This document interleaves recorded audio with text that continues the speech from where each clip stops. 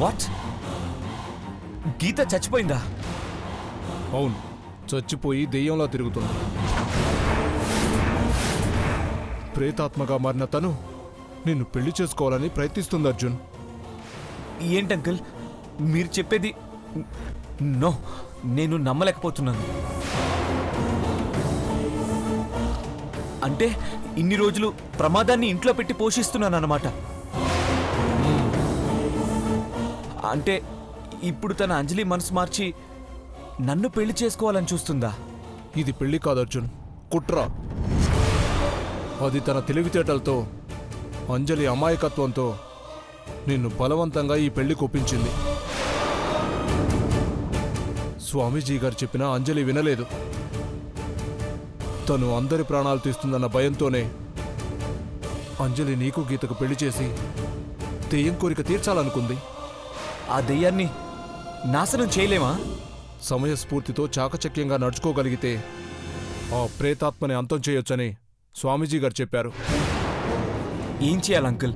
నా అంజలిని కాపాడుకోవడానికి నేనేం చేయాలి చెప్పండి అంకుల్, చేస్తాను. నిన్ను పెళ్లి చేసుకోవాలనుకున్న ప్రేతాత్మ నువ్వు తాళి కట్టే సమయంలో గీత శరీరంలో నుండి పక్కకు వెళ్ళిపోతుందట. అప్పుడే ప్రాణం లేని శవం మాత్రమే నీ ఎదురుగా ఉంటుంది. నువ్వు 3 ముళ్ళు వేసేటప్పుడు నీ చుట్టూ మంటలు రేగేలా ఈ దెయ్యంతో చేతులు కలిపిన అఘోర ప్లాన్ చేశాడని స్వామీజీ గారు చెప్పారు. నువ్వు ఆ శరీరం మంటల్లో తగలబడిపోతే బయటికొచ్చిన నీ ఆత్మను గీత ఆత్మ తన వెంట తీసుకెళ్లాలన్నది తన స్కెచ్. ఓ మై గాడ్, ఇదంతా నా అంజలికి తెలుసా? తెలీదు. తెలిస్తే ఈ పెళ్లికి ఎలా ఒప్పుకుంటుంది? అర్థమైంది. అంజలిని అడ్డు పెట్టుకొని పెళ్లి పేరుతో నా ప్రాణాలు తీయాలనుకుంటుందన్నమాట. నో, ఇదే పెళ్లి తంతులో ఆ ప్రేతాత్మ అంతు చూస్తా. నువ్వు సాహసం చేస్తే ప్రేతాత్మ పీడ విరగడైపోతుంది. చేస్తాను. దాని అంతానికి ఎంతకైనా తెగిస్తాను. అర్జున్, అనుమానం రాకుండా నడుచుకో. అది గుర్తుపట్టిందంటే అంజలిని నిన్ను ఇద్దరిని కలిపి చంపేస్తుంది. నీకు తోడుగా నేను ఉంటాను.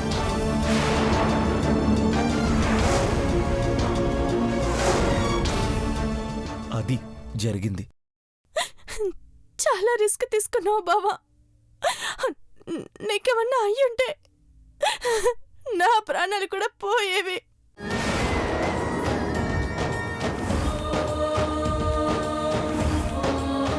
ధైర్యంగా ఉండు. దేవుడు మనకి అండగా ఉన్నాడు.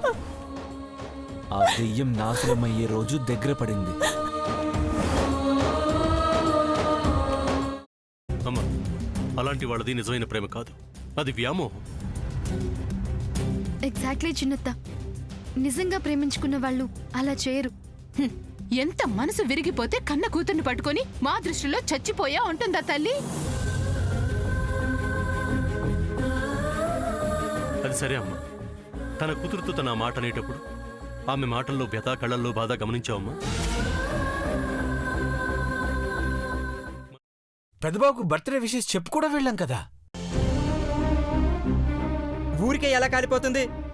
మంట పెడితేనో పడితేనో తగలబడుతుంది.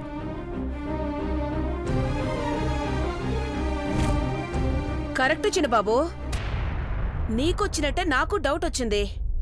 పార్వతే షర్టును తగలబెట్టిందనుకుంటా.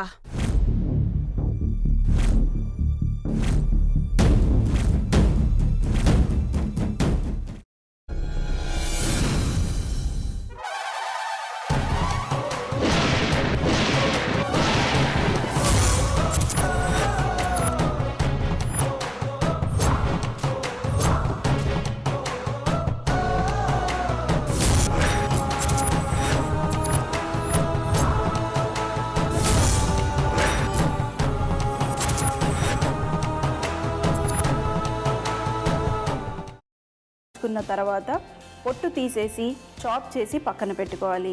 ఒక ప్యాన్లో కొద్దిగా నూనె వేడి చేసి అందులో ఆవాలు, మినప్పప్పు, శనగపప్పు, కరివేపాకు, సన్నగా తరిగి పెట్టుకున్న ఉల్లిపాయలు వేసుకుని 1 నిమిషం పాటు వేయించుకోవాలి. ఆ తర్వాత కాల్చి కట్ చేసి పెట్టుకున్న వంకాయని కూడా అందులో వేసుకుని బాగా మిక్స్ చేసి బౌల్లోకి ట్రాన్స్ఫర్ చేసుకుని అందులో తగినంత చిక్కటి పెరుగు లేదా పల్చటి పెరుగు వేసుకుని మిక్స్ చేసి అన్నంతో కానివ్వండి, చపాతీతో కానివ్వండి సర్వ్ చేసినా చాలా బాగుంటుంది.